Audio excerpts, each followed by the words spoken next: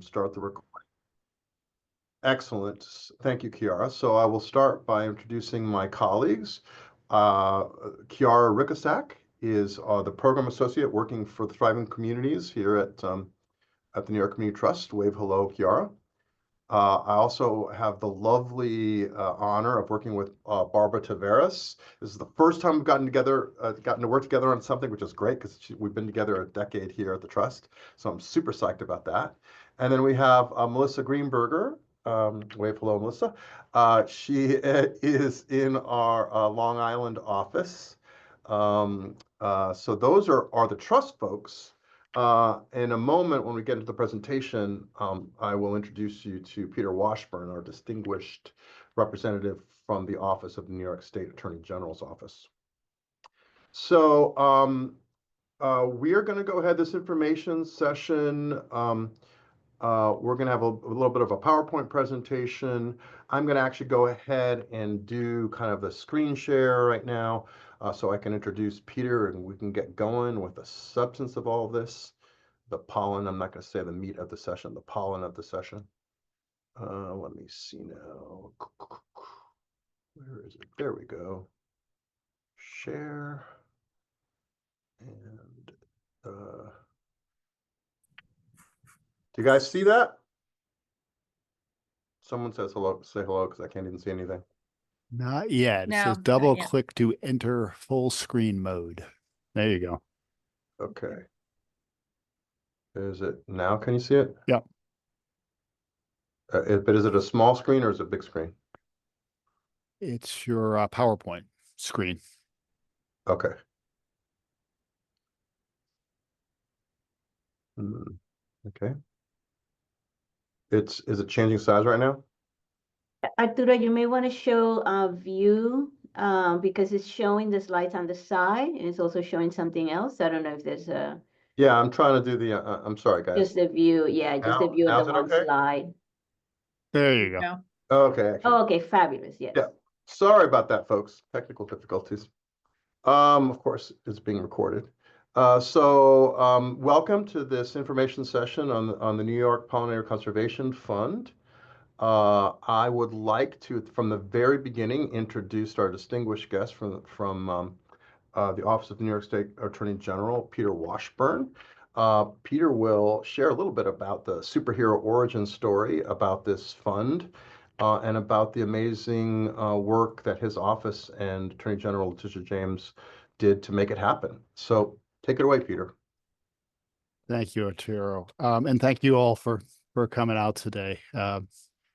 Very, very happy about the interest in this program. Attorney General Letitia James is New York's chief legal officer, and among other things, her office, the Office of the Attorney General, takes legal actions on behalf of the people of New York. And one such matter involved an action that we brought against Bayer Monsanto Company over alleged false or misleading statements related to their consumer Roundup brand herbicides containing glyphosate. And maybe you're familiar with glyphosate, but glyphosate is particularly risky to pollinator species. And we allege that the company was making public statements about these Roundup products, including that they won't harm anything but weeds, were not adequately substantiated. And so last year, we reached a settlement with Bayer Monsanto over our allegations, and the settlement, called an assurance of discontinuation, including a $6.9 million payment to our office for the purpose of benefiting pollinator species in New York, including their habitat, their restoration, their enhancement. And the Attorney General James, allocated $2.5 million of this settlement money to the creation of the New York Pollinator Conservation Fund. And through a competitive process, our office selected the New York Community Trust to manage this grant program for us. We are very pleased. We're very excited to work with such an experienced organization. And with their help through this partnership and hopefully through your involvement, Attorney General James hopes that this grant program will significantly advance pollinator protection in New York by funding different organizations of different sizes in different geographic locations of New York State. So again, I thank you for all of your interest, and we look forward to your proposals. Wonderful. Thank you so much, Peter. So let's get into what the nature of the Conservation Fund is and how it's going to proceed. As Peter just pointed out, it sort of emerged from this really excellent settlement with Bayer Crop Science LP and Monsanto. And it couldn't be more timely, quite frankly. 1 in 3 bites of the food that we consume is pollinated, requires pollination. A lot of that is honeybees, which are kind of a managed pollinator population. But a lot of it is just from the pollinators that are out, the bees, the butterflies, the bats, and the birds, for those like me who like alliteration. Those are the kind of literally the lifeblood of the ecosystem on which many of us depend. So, but unfortunately, pollinators have been in crisis and have been in steep decline over the last 100 years or so. It's probably not coincidental that the decline starts to accelerate during the Green Revolution after World War II. That's the time period. People don't understand that the nature of the Green Revolution was really a lot about agrochemicals and the introduction of agrochemicals quite deeply in the United States and across the world. But beyond that, there's a number of major threats that are all coming together in a perfect storm to account for this decline of pollinators.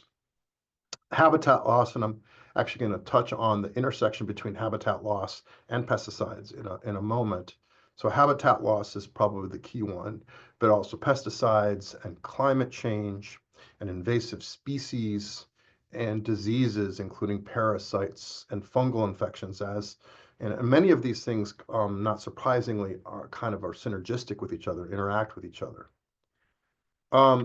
So I'm happy to report that a focus on pollinators is a long-standing area of grant making for the trust. I should probably start with a little bit of a primer on the New York Community Trust because there might be people on the call that are not as familiar with us. So the New York Community Trust is New York City's community foundation. We're actually, I should change that a little bit. We are the community foundation for the 8 downstate counties of New York, which includes Westchester, the 5 counties that make up New York City, and the 2 counties that make up Long Island. But it's interesting. My grant making at the trust is a little unusual because 80% of it is focused outside of New York City, because we had a donor that established a fund in the mid-90s to focus on national and international environmental issues.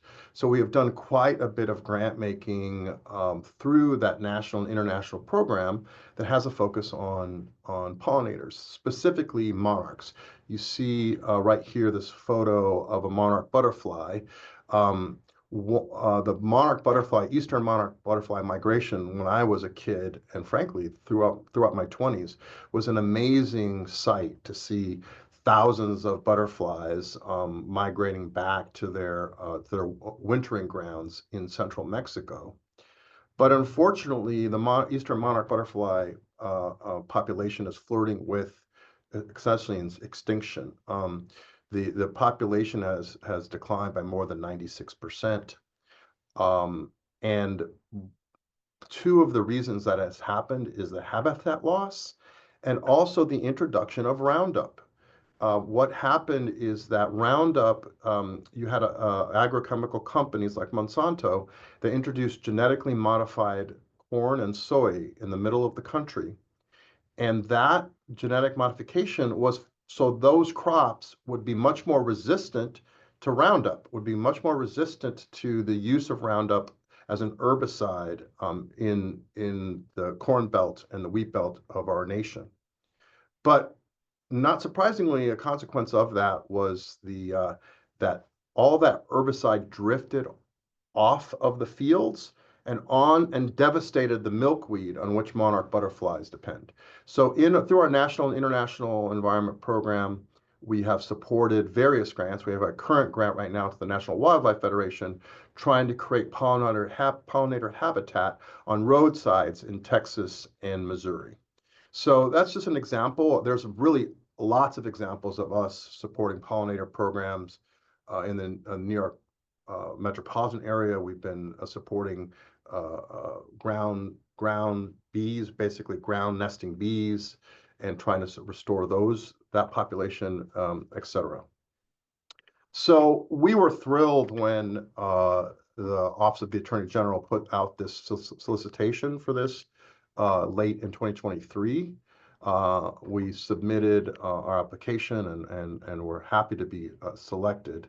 So this program is basically going to try to do several things. I'm going to get into what the projects are going to focus on, but right now it's important to understand that the North Star of this obviously is to benefit pollinator species, particularly those that have been affected by pesticides in New York.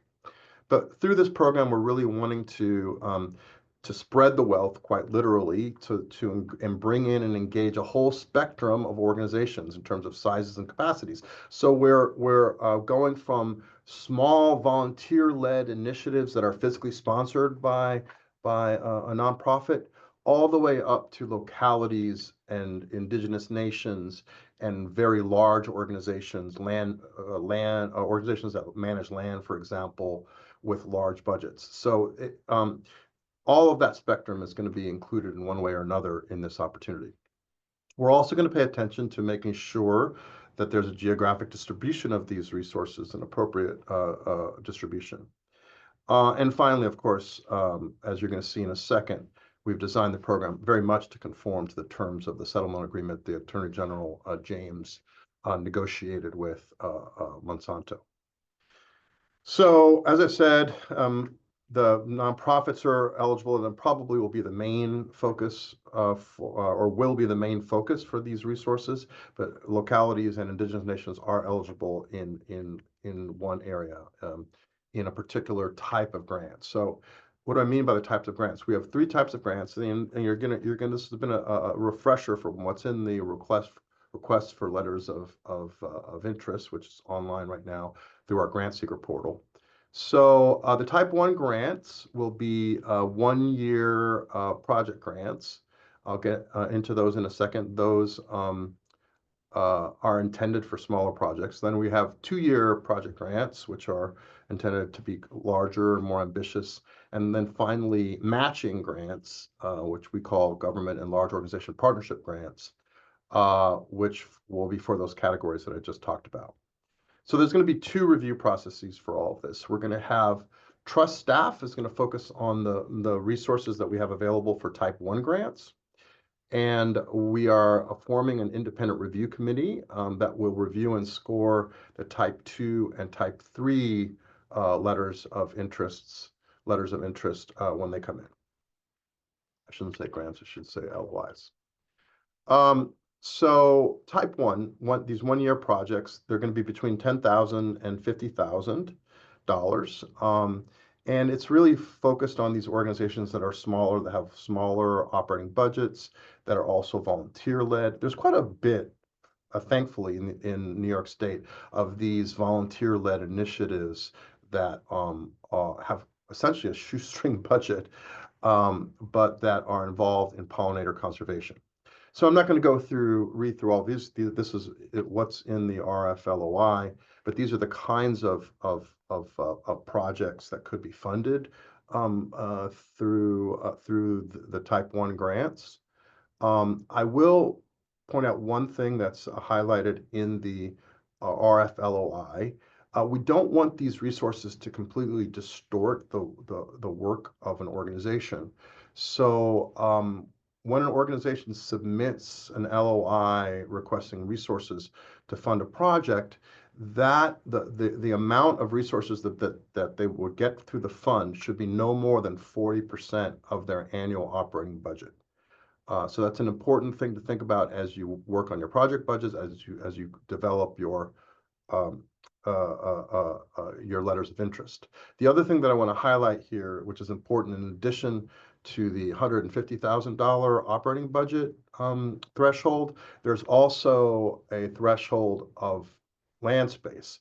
So we did a bit of research to see what kinds of projects, pollinator projects, are kind of typical across the state. And we decided that for this smaller scale projects, we would accept projects that are on 3 acres or less of land. And that's combined. So it could be like all over a place, a particular location, as long as the acreage is less than 3 acres. Then we have the type 2 grants, which is the 2-year project grants. And that's obviously for organizations that are larger, because with operating budgets of less than 4 million. Now, this is actually going to open up the territory for quite a number of land trusts in New York State, which is great and appropriate, because land trusts, their annual operating budget are usually not that great. They may have a large assets on the books because they manage and own land, but we are really focusing on operating budgets here with this threshold. So you'll see here some of the projects that we countenance would be funded through these 2-year project grants. Finally, and I just remembered that Chiara, when I talked about the recording earlier, I should have mentioned that Chiara will be monitoring chat for any questions you might have. So if you have any questions that you want to put in chat, we'll get to them when we get to the question and answer time period. And then when I stop sharing screen, you'll also be able to raise your hand virtually or even on the screen if you're on camera. And we will get to the kind of question and answer and discussion portion.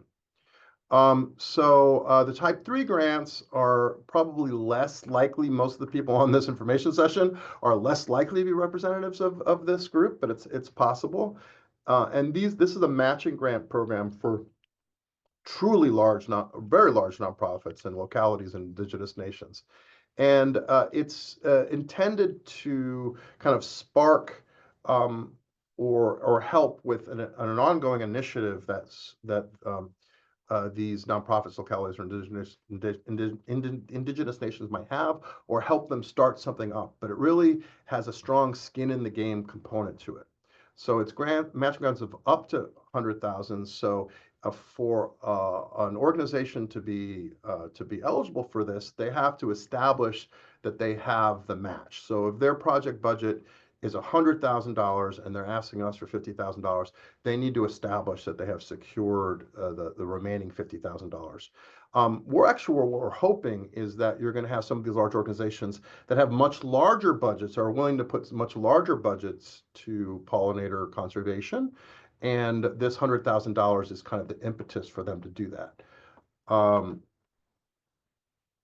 So now we're going to get into a little bit of nitty gritty of the submission materials. The deadline to submit is November 15th, 5 p.m. November 15th. And then we're gonna start the review process shortly thereafter.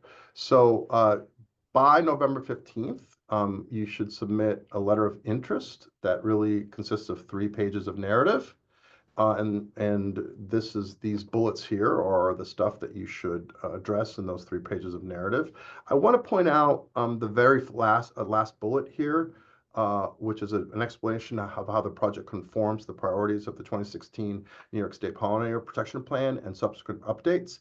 In the RFLOI, we have hot links to both that 2016 plan and the updates. I really, really encourage you guys to read through all of that material as you sit down and think about the kind of project you want to submit to us, because I think it's going to be very helpful. I think you're going to find that there's stuff in there that you're already doing, or that is synergistic with your idea, and it's really good, will be useful to you to call that out in the letter of interest when the time comes. And then you have to have a project budget that includes both projected expenses and revenues. What do we mean by revenues? Revenues, it's not absolutely critical because this is not a matching grant situation, but if you have a project budget where you have some support already, you've got another government grant, or you've got some philanthropic support or some community support, it's actually useful to note that in the revenue section of your project budget. But the expense items are generally divided into three broad categories. You've got personnel costs, any personnel costs that might be involved.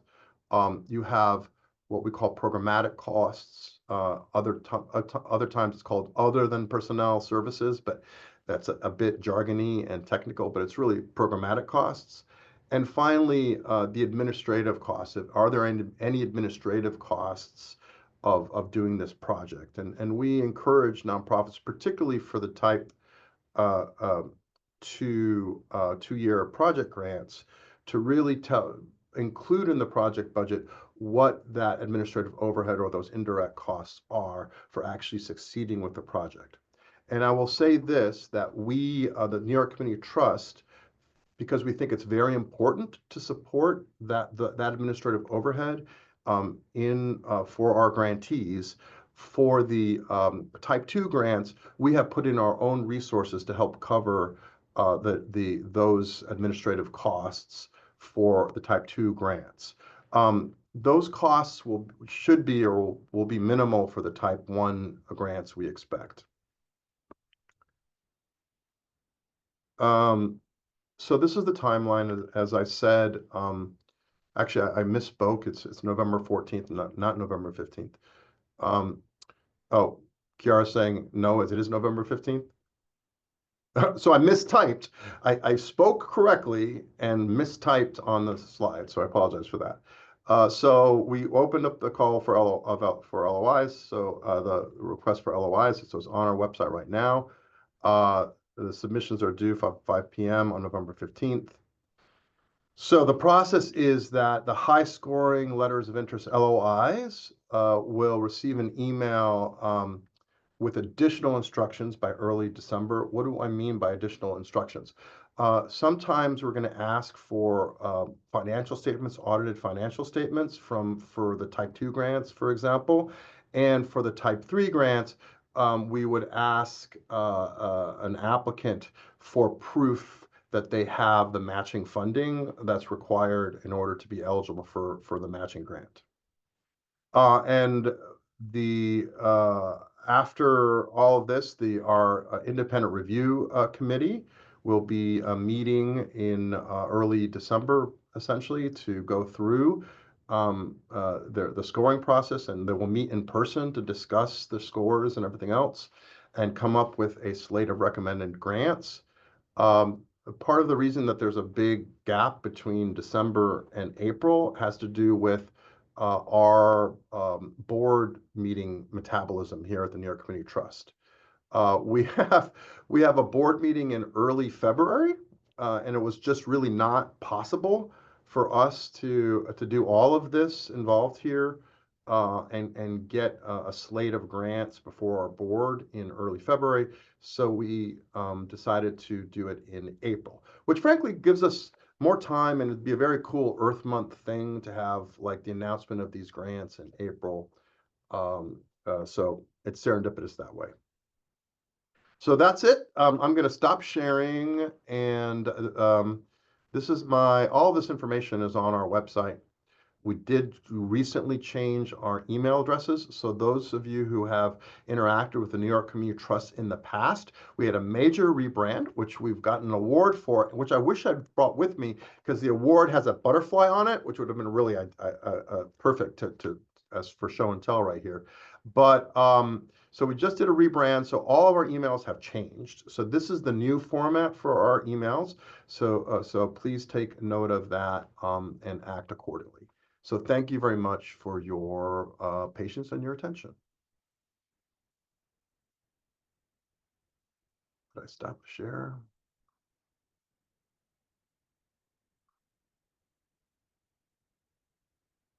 Okay, I am back.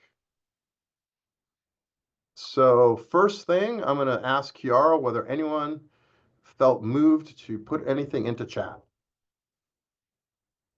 Yes, absolutely. So we have a few things. So I'll just begin with the first from Michelle Lockett.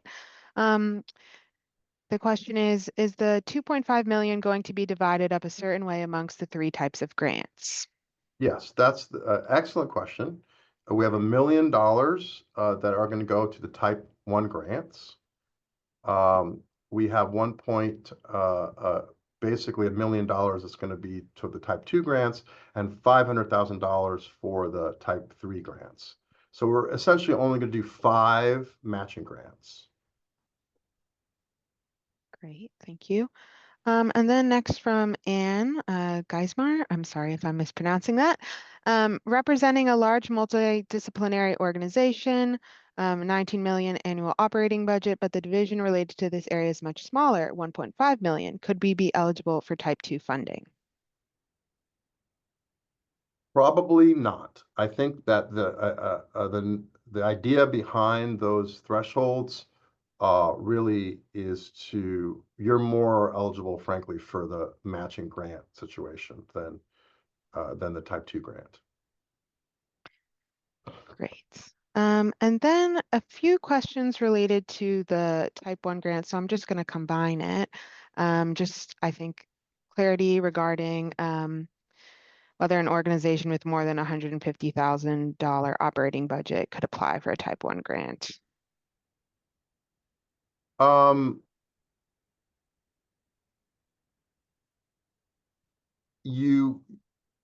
a type 1 grant? Correct. Yeah, not really. We're really wanting the type 1 grants to be used to sort of get to the smaller organizations and the volunteer initiatives. So unless it's really the reason I'm hesitating at all, frankly, because if your budget is 154,000, that's the kind of thing that you should come and talk to us about, because I will talk to Peter and I'll say, look, I don't want us to be so hard ass about this. So, but generally speaking, the intent, the spirit of that $150,000 threshold is to get to smaller groups. Thank you. And then we have a question that says from Beth, for type 3, do the matching funds need to be from a dedicated donor, or could they be operating funds that the organization is committed to investing towards the project? For example, national organization investment in a local project. Exactly. It's actually anything that like that counts as a match for us. It can be your existing budget allocation within your organization.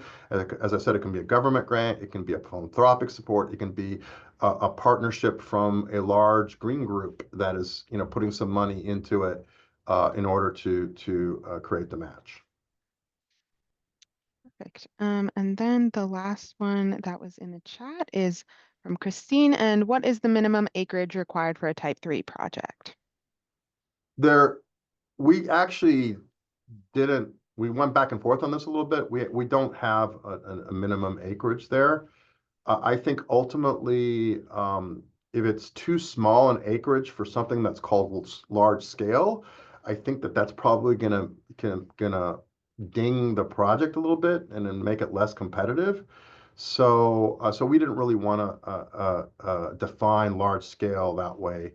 We're going to leave it open to kind of get as many of those matching grants opportunities in, and then our independent review committee will determine which ones are really the best investment in them and most competitive. And then actually just one more that came in through the chat just now. Will it be helpful to mention other pollinator fund from, I believe this is the Westchester Community Foundation or history? So just what people should include. And then You mean that you've gotten pollinator funding from the New York Community Trust through our Westchester office? Is that what's being discussed there? I don't know who said that. Yes. Yeah. I mean, I think that of course that is helpful, but there's as I said, there's quite a few grantees that have gotten have gotten support from the trust over the years. So, it's I don't think that past support from the trust is going to be one of the criteria that the independent review committee is going to use to score letters of interest. But I still think it's worth mentioning, frankly.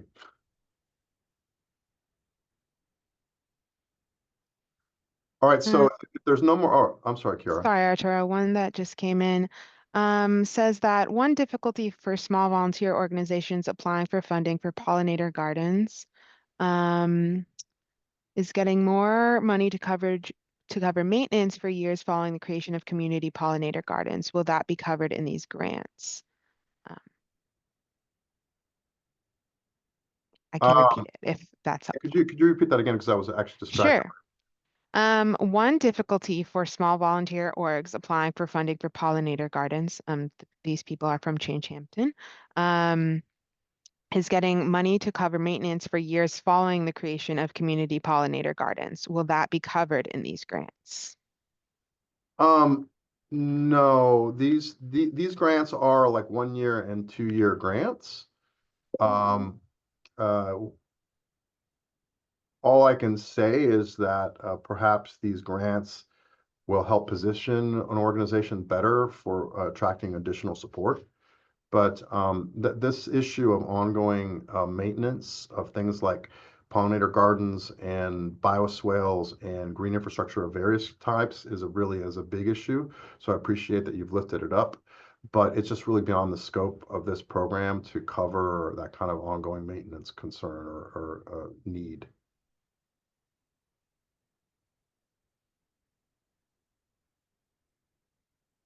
So I see in chat right here another grant about that the spread between 150 to 150,000 to 4 million, and I understand that is quite a large spread. And all I can say is that I will take this back, frankly, and discuss it with Peter. If we get enough feedback that the $150,000 threshold is problematic, then we could potentially revisit that. But I can't promise anything right now. This is what we thought would be the best threshold in order to get some of the smaller organizations in the mix.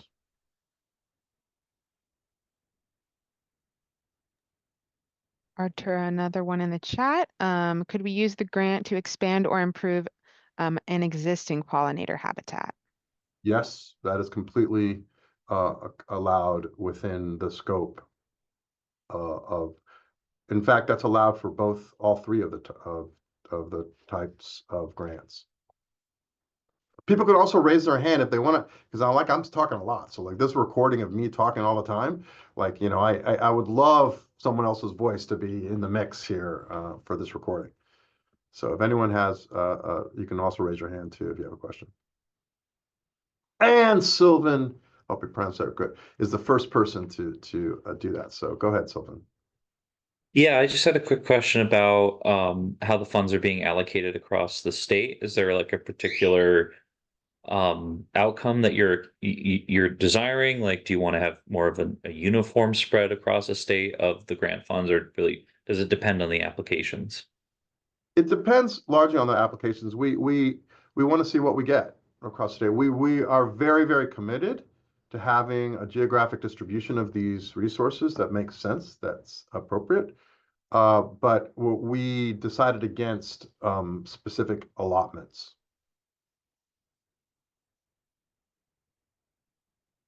And by the way, Sylvan is a pretty awesome name for someone who has like a forest in the background there. Thank you. Just Go ahead. so Sure. I was just wondering, because I actually go back and forth on this a lot. I'm calling Westmoreland Sanctuary. Our location is in New York State and a couple of different townships, but we're in Connecticut watershed. That's not a factor, is it?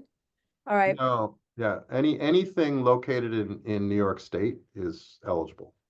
And when you say jurisdictions, like we have different jurisdictions, is that if you're in different jurisdictions or different townships, does that translate to jurisdictions? I'm not sure I quite understand your question, but So on your list of things that Yeah. you want to see for this grant, one of the things that you discuss is, what is your reach within the jurisdictions or the different jurisdictions? I'm okay. assuming you mean township, not counties. No, we very intentionally use the word jurisdiction because Yeah. it depends on the nature of the project. You could have something that's countywide, you could have something that's focused on a particular village.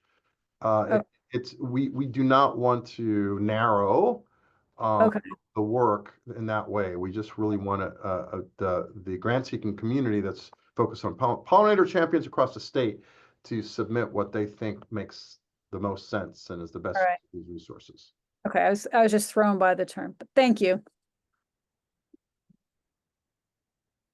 Arturo, two more from the chat, if that's okay.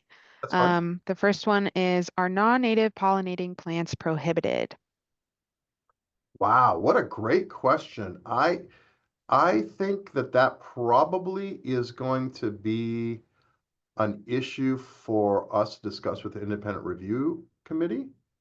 I probably believe that there's going to be a bias towards native plants for a variety of different reasons. But the only reason that I hesitate to just on this call say for sure no non-native plantings is that there are situations where there's going to be some combination like green roofs, for example, some combination of native plantings and non-native plantings. So I would definitely say that there's going to be a strong bias towards native native plantings. Thank you. And the next question from the chat is, for type 3, would you consider multiple non-adjacent smaller pollinator gardens serving as a pollinator superhighway? Yeah, I mean that's completely though I wish we would come up with another metaphor, but yes, I that would be completely allowed or countenanced here. In my previous life, I worked for the New York State Department of Environmental Conservation in the New York City office, and there was an entire initiative focusing on pollinator pathways through New York City. How can we map and support pollinator pathways through New York City to connect New York City in kind of a web of healthy pollinator habitat? And a recent grant to the Bee Conservancy, in which they're focusing on working with the Port Authority, did exactly that in the Battery Park area into Liberty Park near the World Trade Center, near the World Trade Center Memorial, the 9/11 Memorial. There's I wouldn't call it a superhighway. I would probably call it a county road that goes from that park all the way up along the green spaces in Battery Park. Okay, and another question came in actually in the chat. Would a county soil and water conservation district and an entity with annual operating funds under 4 million but receiving grant funding from the state be eligible for funding? Only as a matching grant situation.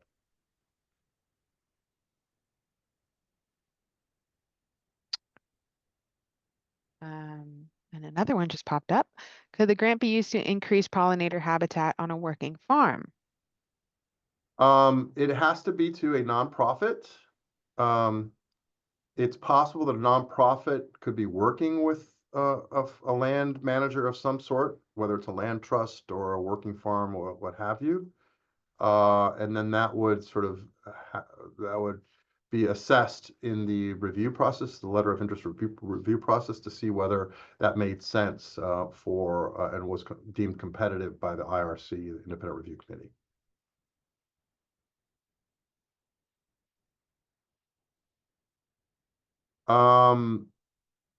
That's a good question. I see that from the Westmoreland. What's your name, by the way? Is Ann Paul? Anna Yes, Paul? yes, and Paul.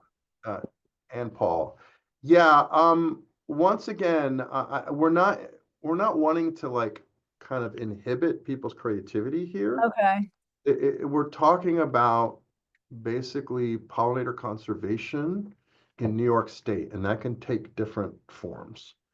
okay, But I would take a look at the 2016 pollinator plan, right?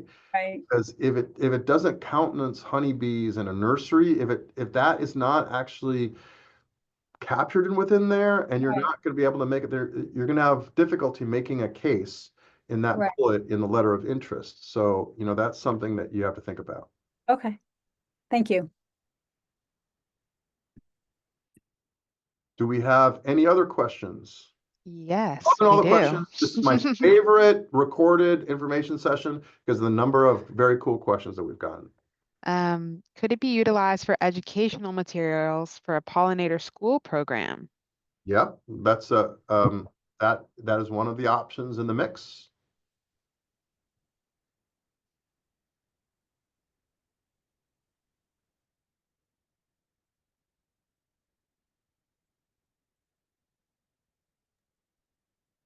Yes, this is the Pollinator Conservation Program.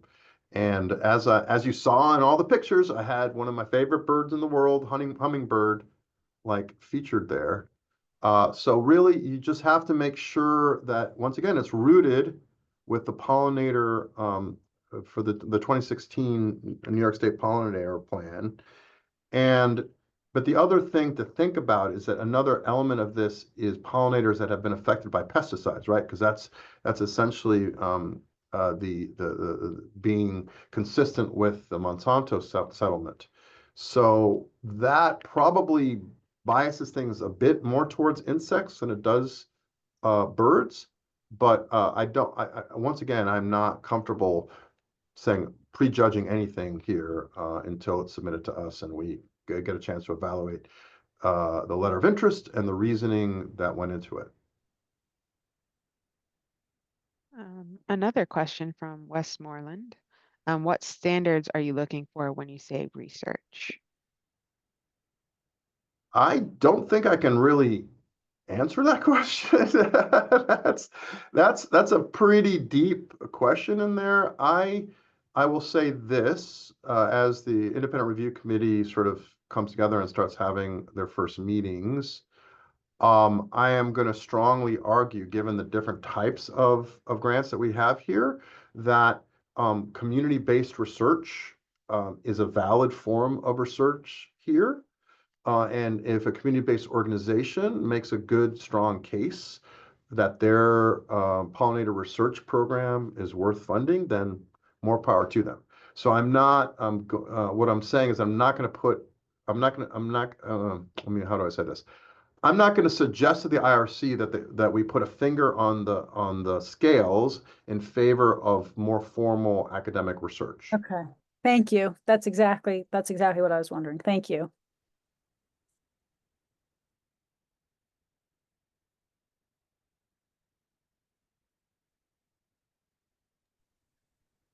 Another one in the chat. You're all welcome to raise your hands if you want, but I totally understand. But you're really making QR work, which we appreciate. Thank you very much. No, I'm happy to read them out.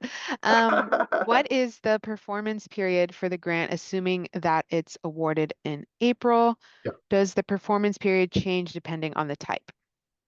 There is the 1 year and the 2 year. So it's the grant period would begin from when the New York Community Trust Board approves this, which would be the first Thursday of April, typically.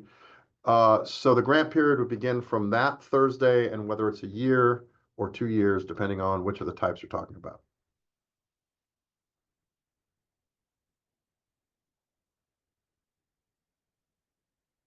So unless there are any additional questions, I'm looking at you, Westmoreland Sanctuary.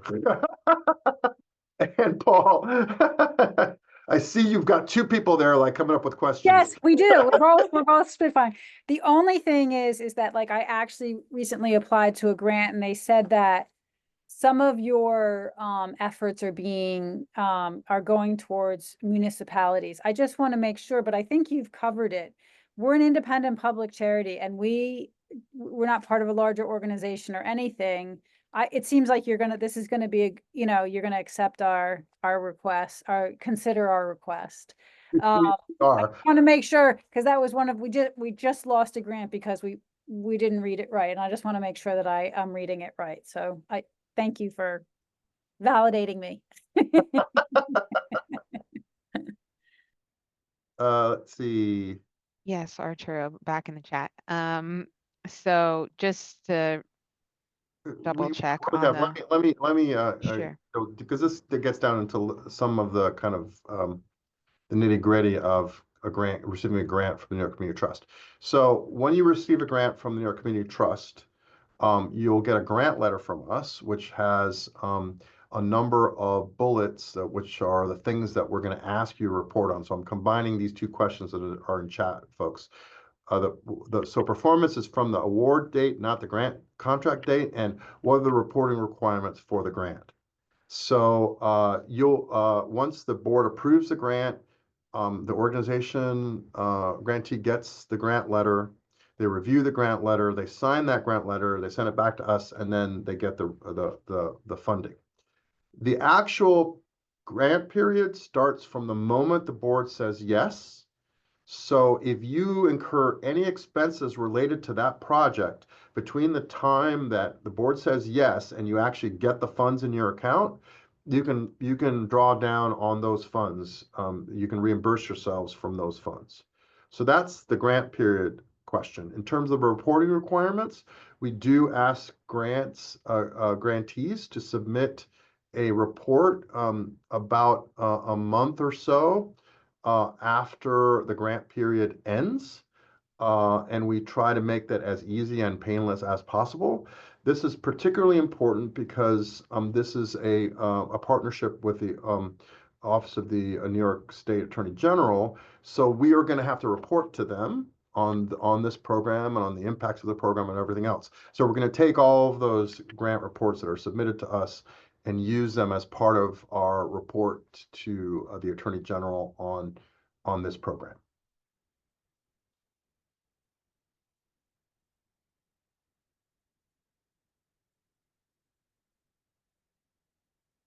It is that's a very good question. Who's Otsego Land Trust? Nice, very good questions here. So yeah, we the 2-year grants, the New York Community Trust often does 2-year installments. When we do a 2-year grant, we have a 1-year installment and then a 2nd-year installment, and we ask for what's called an interim report. But we're not doing that in this instance. We're going to make one payment up front because what we're trying to do is minimize administrative burden on the pollinator champion community in New York State. So it'll be one payment at the beginning of the grant period. But you will have to, when you report at the end of the grant period, you're going to have to account for that's part of the report, to account how the resources were spent.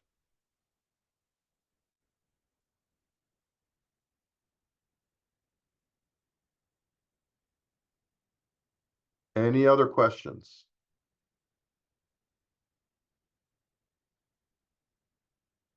Going once, going twice. Sold. You guys all get to submit letters of interest to this fabulous New York Pollinator Conservation Fund. So I look forward to reviewing. I'm going to, by the way, I will be chairing the independent review committee, which will be made up of experts from across the state, to Sylvan's point earlier. So I will be getting to read all of the letters of interest that come in, and I'm really looking forward to it. So thank you very much for your patience and for sticking with us. Onward and upward, folks. Take care. Bye-bye.